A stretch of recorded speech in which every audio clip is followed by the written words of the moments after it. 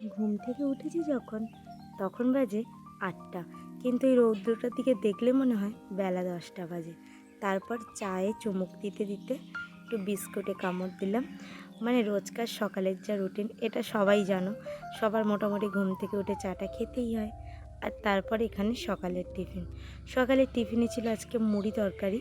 আজকে ভাত করিনি, আজকে একটু আলুর দম আর সাথে মুড়ি, সেটা দিয়ে আজকে সকালের খাবারটা সেরে ফেললাম।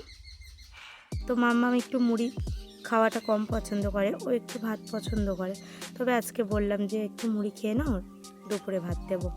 তারপরে এই যে মহারাজা, এ রোজকার এটা ডিউটি, মানে একটু ছায়া পড়ে আমার ঘরের সামনে, যেহেতু আম গাছ আছে, তো এই ছায়ায় বসে থাকে। আর আজকে এই যে একটু হেনা করলাম, অনেক দিন হেনার প্যাকেটটা আনা হয়েছিল, তো হেনা করা হয়ে উঠছিল না, তো আজকে ফাইনালি করে ফেললাম। আর দুপুরের খাবারে ছিল জল দেওয়া ভাত আর পেঁয়াজ আলু ভাজা। কার কার পছন্দ অবশ্যই বলবে, এই গরমে তো আমার খুবই পছন্দের খাবার।